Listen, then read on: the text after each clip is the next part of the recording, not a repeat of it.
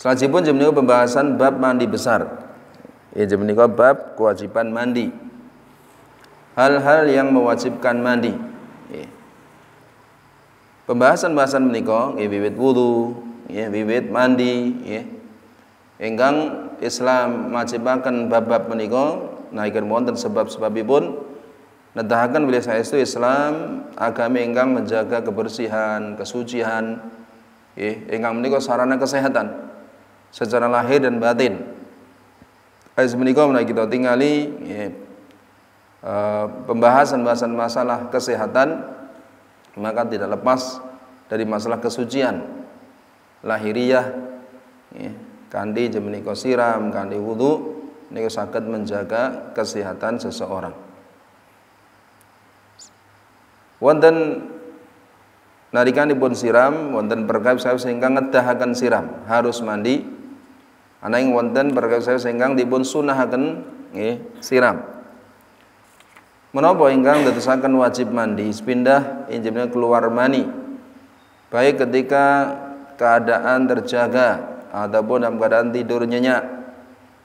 Rasulullah SAW bersabda, innamal ma'u minal ma'i. Sesungguhnya air itu dari sebab air. Ya, air yang pertama maksudnya mandi. Air yang kedua maksudnya keluar air mani. Sesungguhnya ya, kewajiban mandi dengan air itu hanyalah karena ketika mengeluarkan air mani. Ini hadis riwayat Imam Muslim, riwayat Imam Abu Dawud. Salajipun menika an Ummi Salamah, dari Ummu Salamah radhiyallahu anha, garwanipun Nabi sallallahu alaihi wasallam.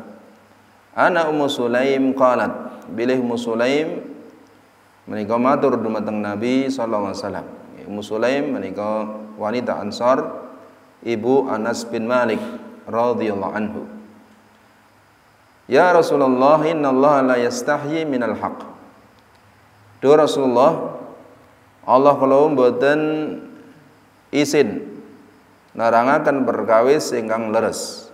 Ya bener salah satu sifatipun Allah Subhanahu wa taala.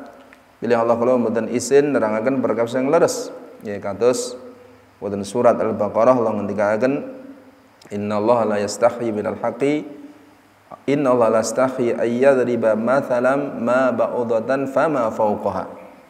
Ya sak temen yang Allah taala ora izin gawe kegambaran ngenani ba'udah, ya, ngenani injih menika laler, ya. Lan apa kang ana sak nduwuring laler. Enani napa nyamuk lan apa sak nduwuring nyamuk.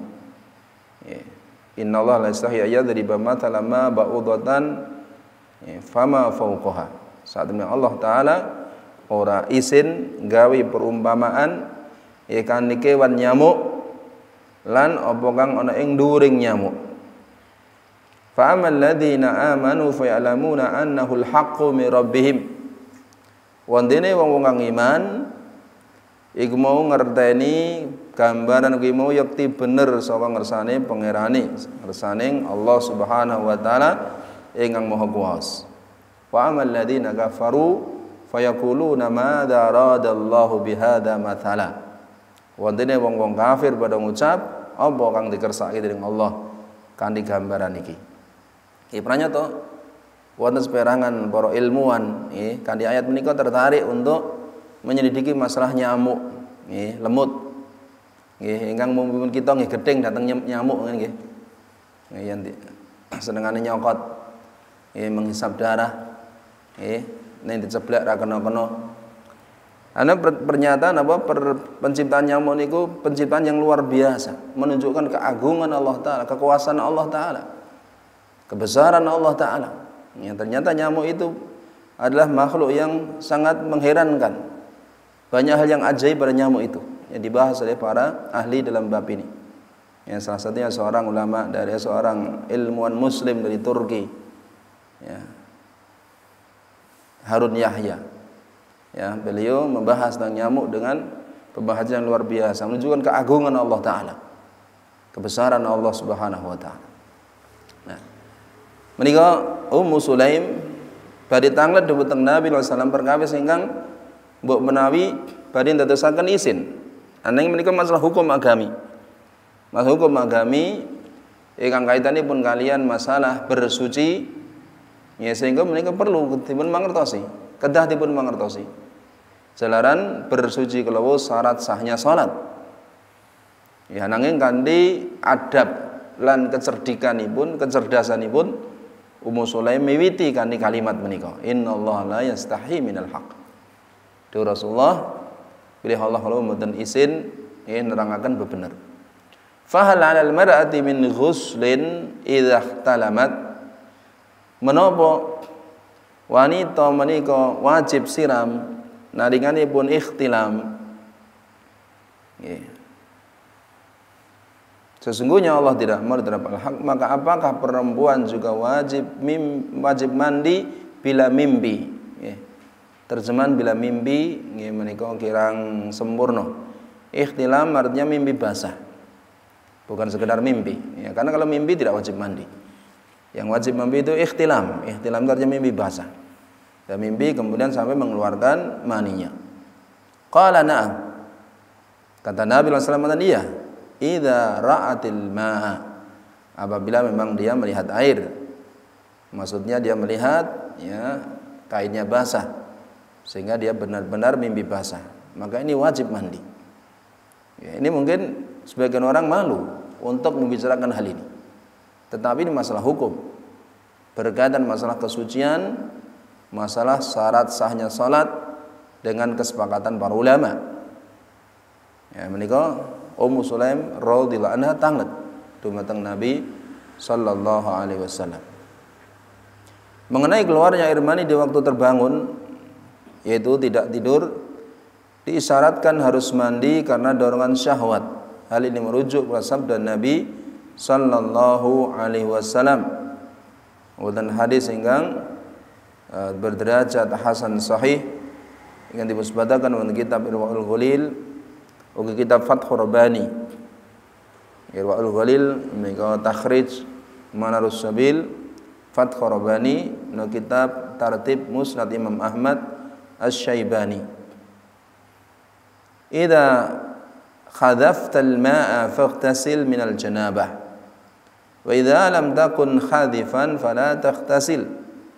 Apabila kamu memancarkan air mani maka mandi janabatlah. Namun manakala kamu tidak memancarkan tanpa syahwat maka janganlah mandi, maka tidak harus mandi. Dalam kitab Naul Autar ya juz 1 halaman 275 Imam Syaukani menegaskan kata khadhf, kata dasar dari kata kerja khadhafa berarti melempar, dan perbuatan ini mesti karena dorong syahwat.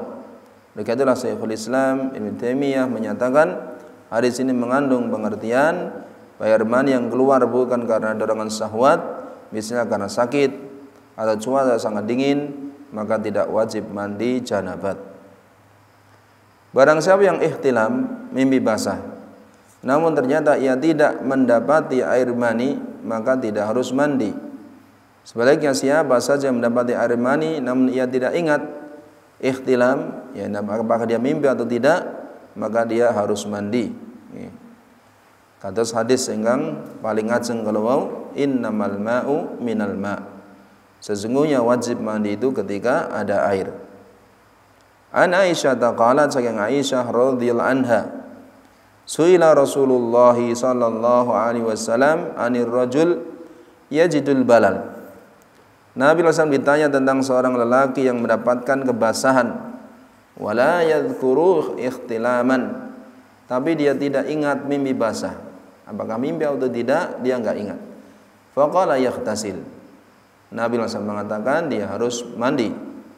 Wa anir rajul yara annahu qad ikhtalama, dan beliau ditanya tentang seorang laki-laki yang dia yara annahu qad ikhtalama, yang dia melihat bahwa dia telah mimpi basah, wala yajidul balal, tetapi tidak mendapat kebasahan pada kainnya. Faqala la ghusla alaihi, la ghusla atau la ghusla alaihi, tidak ada wajib mandi baginya. Nggih menika nalikanipun orang bermimpi kemudian mendapatkan basah di kainnya, maka wajib mandi. Jika tidak, maka tidak. Kemudian yang kedua adalah hubungan badan laki-laki perempuan, suami istri. Walaupun tidak mengeluarkan mani, maka dia wajib mandi. An Abi Hurairah, dari sahabat Abu Hurairah radhiyallahu anhu, anin Nabi sallallahu alaihi wasallam, dari Nabi sallallahu alaihi wasallam, qala, beliau bersabda, idza jalasa baina su'abiha. Ini bukan sa'abiyah tapi su'ab. Ya, dari kata su'bah jamaknya su'ab, bukan sa'ab. Idza jalasa baina su'abihal arba. Apabila seseorang laki-laki duduk di antara 4 anggota badan istrinya, thumma jahadaha faqad wajabal ghuslu. Ya, kemudian dia bersungguh-sungguh ya memperlakukannya, ya, maksudnya menyentuh istrinya, maka dia wajib mandi, wa in lam yanzil, walaupun dia tidak mengeluarkan air mani. Bukan yanzil tapi yunzil. Dari kata anzala yunzilu inzalan. Ya. Wa in lam yunzil, walaupun dia tidak inzal, tidak mengeluarkan air mani. Ini perkara yang telah ditetapkan oleh Nabi sallallahu alaihi wasallam. Ya, karena di awal-awal Islam, ya, kalau tidak mengeluarkan air mani tidak wajib mandi. Tapi kemudian di akhir-akhirnya dan telah ditetapkan oleh Nabi sallallahu alaihi wasallam, baik keluar maupun tidak keluar wajib mandi. Yang ketiga adalah orang kafir yang baru masuk Islam. An Qais bin Asim, dari Qais bin Asim, annahu aslama, bahwa dia masuk Islam. Fa amarahu an-nabiyyu sallallahu alaihi wasallam yaghtasil bima'in wa sidrin. Maka Nabi sallallahu alaihi wasallam merintahkan dia untuk mandi bima'in, dengan air, wa sidrin, dan daun bidara. Ya, dengan air yang dicampur dengan daun bidara. Menika perintah Nabi sallallahu alaihi wasallam yang asal perintah hukumnya wajib. Adapun sebagian kisah-kisah sahabat-sahabat yang masuk Islam tanpa mandi, ya, maka bisa jadi waktu itu belum diwajibkan mandi, atau bisa jadi adalah karena memang belum mengetahui ya tentang kewajibannya, ya, sehingga tidak menafikan tentang keharusan mandi bagi orang yang akan masuk Islam atau bagi orang yang telah masuk Islam. Kemudian yang keempat adalah berhentinya darah haid dan nifas, sebenarnya dijelaskan dalam riwayat berikut ini. An Aisyah, dari Aisyah, anna Nabiyya sallallahu alaihi wasallam qala li Fatimah binti Abi Hubaysh, kepada Fatimah binti Abi Hubaysh radhiyallahu anha. Ya, Fatimah binti Abi Hubaysh ada seorang wanita yang mengalami istikhadah, yaitu selalu keluar darah dari kemaluannya walaupun bukan dalam keadaan haid. Nabi SAW berkata kepada dia, idza aqbalatil haidatu fada'is shalah. Apabila datang haid, ya, datang waktu haid, maka tinggalkanlah salat. Ya, karena ketika wanita dalam keadaan haid dan termasuk nifas tidak boleh salat. Karena salat disyaratkan suci. Dan wanita yang sedang haid, sedang nifas tidak suci karena keluar darah dari kemaluannya. Wa idza adbarat faghtasili wassalli. Dan apabila haid itu berakhir, maka mandilah dan salatlah. Ya. Bagaimana seseorang mengetahui bahwa dia sudah selesai dari haidnya? Ya, barulah menjelaskan ada 3 cara. Yang pertama adalah dengan membedakan jenis darah. Darah haid inilah darah yang hitam kecoklatan dan warnanya busuk.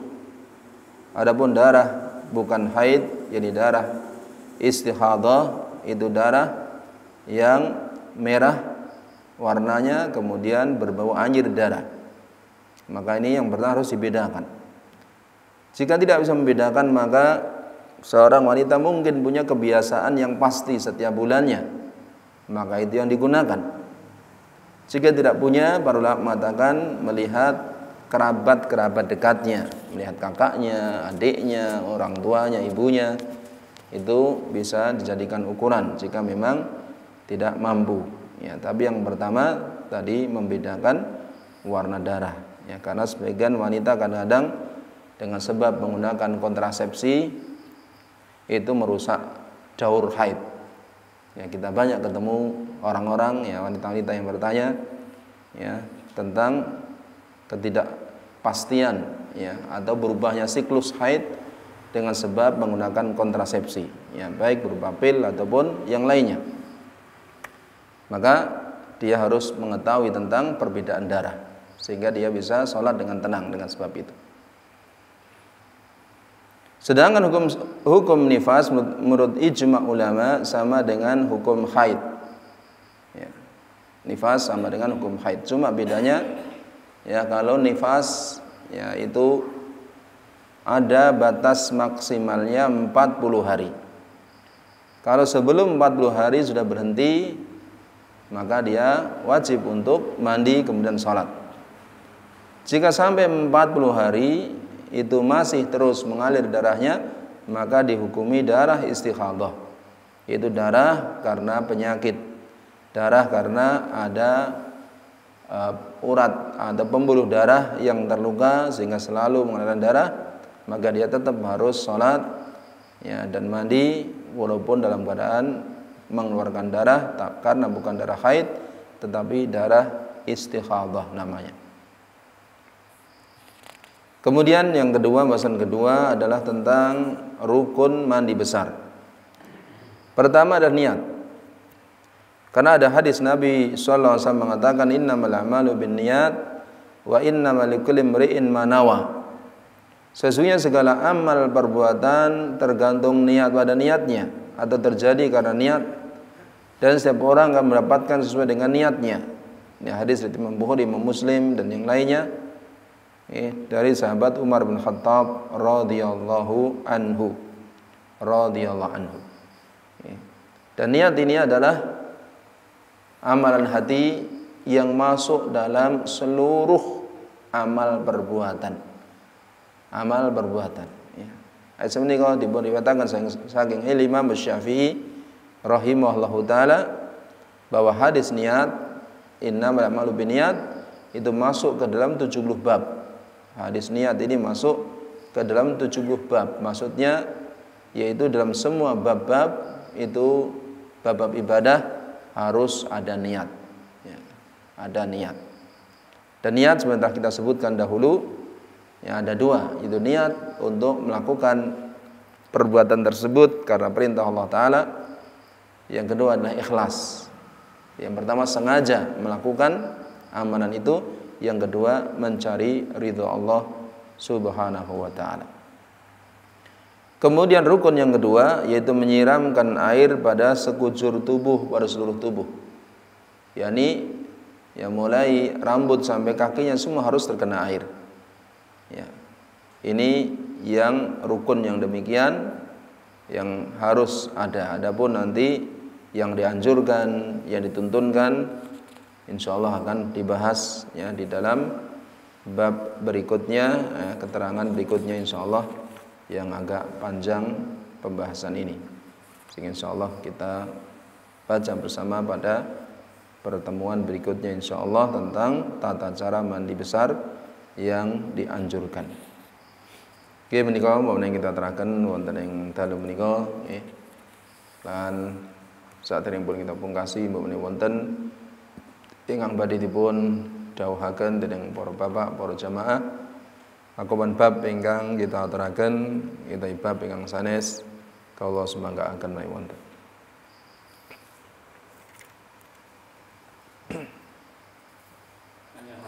Nggih, monggo. Daun bidara itu seperti apa? Dan khasiatnya apa? Daun bidara menika nggih buntir-buntir ngeten iki, Pak. Nggih. Yen pengen ngertos ten ngajeng pondok menika wonten, nggih. Tapi tesih alit, nggih, tesih alit, nggih. Dulu di depan Masjid Beku itu ada besar sekali ya. tapi kemudian dipotong ya, ditebang. Di ngajeng pondok wonten ya, ngajeng pondok ngen kula wonten tapi halid tapi wonten nggih. Bunder-bunder yang tadi. Itu memang Nabi SAW merintahkan seperti memandikan mayit ya, supaya dicampur daun bidara. Ketika ada seorang meninggal dunia dengan sebab terjatuh dari ontanya ketika wukuf di Arafah, Nabi SAW mengatakan kepada para sahabat, ighsiluhu bil ma'i wa sidrin, ya. Mandikanlah dia dengan air dan daun bidara, wa kaffinuhu bisaubaihi, kemudian nanti kafanilah dengan dua kainnya, kain ihram itu, wala tuhammiru ra'sahu, tetapi kepalanya jangan ditutupi, fa innahu yub'atsu yaumal qiyamati mulabbiyan, karena nanti dia akan dibangkitkan pada kiamat dalam keadaan bertalbiyah. Ya, orangnya sedang bertalbiyah meninggalnya, nanti hari kiamat dibangkitkan dia bertalbiyah. Sehingga Nabi langsung merintahkan ya kepalanya nggak boleh ditutupi. Dia dikubur dengan kepalanya terbuka. Ini bagi orang yang meninggal dengan ihram. Ya, adapun orang yang tidak ihram ya ditutupi. Ya, sepantuki nggih menika kantos wonten hadis menika kalau mau nggih, Nabi SAW memerintahkan untuk memandi ya dengan orang yang masuk Islam dengan air dan daun bidara. Apa sih khasiatnya? Yang saya ketahui dari Al-Qur'an, dari hadis tentang hal ini, setahu saya tidak ada Nabi SAW tidak menjelaskan secara khusus apa sih khasiatnya ya, tidak ada. Cuma para ulama menjelaskan ketika di antara khasiat daun bidara itu bisa digunakan untuk mandi bagi orang yang terkena sihir. Ya, bagi orang yang terkena sihir, ya, disebutkan oleh Al-Hafidz Ibnu Hajar Al-Asqalani dalam kitab Fathul Bari, orang yang kena sihir bisa dimandikan dengan air kemudian dicampur dengan 7 daun bidara, ya, dengan ditumbuk dan dimasukkan, bisa sebagai saran untuk penyembuhan. Ya, dan sebagian orang melakukannya dan menghasilkan seperti itu. Ya, dulu pernah ada seorang teman yang istrinya kena sihir yang parah sampai lupa kepada suaminya, bahkan memusuhi suaminya. Ya, kemudian di antara sebab kesembuhannya tadi sering dimandikan dengan air yang dicampur dengan daun bidara. Wallahu alam kenapa demikian. Sebagian ulama ada yang menjelaskan karena dengan dicampur dan bidara tersebut, dan sihir itu dari syaitan. Ya, sedangkan di atas langit sana itu ada daun bidara, ada pohon bidara. Ya, disebut Sidratul Muntaha. Ya, di atas langit yang 7 itu ada pohon bidara sangat besar sekali, namanya Sidratul Muntaha. Jadi pohon bidara yang berada di tempat yang paling tinggi, yang Nabi SAW melihatnya ketika Isra Mi'raj. Sudah disebutkan dalam hadis-hadis yang sahih, bahkan dalam Al-Quran. Dalam Al-Quran surat An-Najm Allah sebutkan. Ya, sebenarnya mengatakan ketika dimandikan dengan ini, ya syaitan ingat terhadap Sidratul Muntaha sehingga dia takut dan pergi. Itu diantara penjelasan ulama yang pernah saya baca. Ya, walaupun dalam ayat, dalam hadis, setahu saya tidak ada penjelasan secara khusus. Kalau di Saudi biasanya daun bidara itu sudah ditumbuk dan sudah dijadikan bubuk biasanya di Saudi. Jadi karena kalau memandikan mayit sudah dicampur dengan bubuknya itu, yang nanti berbusa biasanya, berbusa seperti sabun gitu. Tapi kalau yang di sini kayaknya nggak berbusa. Ya wallahu a'lam. Apa di depan pondok Ibnu Abbas itu ada. Gharqat, ya. Gharqat itu semacam napa nggih? Itu semacam ya tumbuh-tumbuhan lah, tumbuh-tumbuhan kayak apa di sini ya. Ya. Yang jelas gharqat itu jenis tumbuh-tumbuhan ya yang nanti di akhir zaman akan membela orang-orang Yahudi. Ya. Dan banyak hadis-hadis yang sahih Nabi langsung menjelaskan bahwa nanti kaum muslimin akan memerangi orang-orang Yahudi. Dan itu terjadi yaitu karena orang Yahudi nanti akan menjadi pengikut Dajjal. Ya, akan menjadi pengikut Dajjal, kemudian Allah menurunkan Nabi Isa alaihissalam membunuh Dajjal. Ya, kemudian kaum muslimin memerangi orang-orang Yahudi yang menjadi pengikut Dajjal sehingga mereka lari bersembunyi di belakang batu, belakang pohon. Kemudian semua pohon dan batu akan berbicara, "Ya Muslim, ya Abdullah, hadza Yahudi min wara'i." Wahai seorang muslim, wahai hamba Allah, ini orang Yahudi di belakangku, faqtulhu, bunuhlah dia. Nabi SAW mengatakan semua pohon-pohon akan bicara kecuali pohon gharqad. Kecuali pohon gharqad. Mereka itulah orang Yahudi paham hadis ini dan yakin hadis ini. Mereka itulah sekarang ini mereka banyak menanam pohon gharqad di Palestina. Ya. Ada foto-fotonya bagaimana mereka sekarang menanam banyak sekali pohon gharqad di Palestina. Di banyak tempat mereka menanam banyak sekali pohon gharqad. Ya. Ada foto-foto tentang hal ini. Dan orang Yahudi memang percaya terhadap hadis-hadis Nabi SAW yang sering sebagian kaum muslimin nggak percaya. Nggak percaya. Ya. Dulu ada seorang teman kita yang lulusan Libya pernah bercerita bahwa dosennya bercerita. Ada orang Palestina yang jadi dosen ketika pulang ke Palestina itu harus melewati penjagaan tentara Yahudi. Ya. Kemudian disuruh ngisi belangko pernyataan atau belangko lah itu, ngisi belangko. Salah satu isi belangko itu adalah pertanyaan, berapa jumlah orang yang sholat subuh di masjidmu? Itu dari orang Yahudi. Kemudian dosen ini bertanya, pertanyaan aneh gitu, apa hubungannya? Ya, kemudian ditanyakan kepada tentara Yahudi tentang itu. Ini pertanyaan apa ini? Ya, kok ada pertanyaan berapa jumlah jamaah sholat subuh di masjidmu? Ya, kata tentara Yahudi itu bahwa kami nanti orang Yahudi itu akan bisa dikalahkan oleh kaum muslimin. Ya, ketika mereka itu sholat Jumatnya, sholat subuhnya sholat Jumat, intinya begitulah. Intinya begitu. Ya.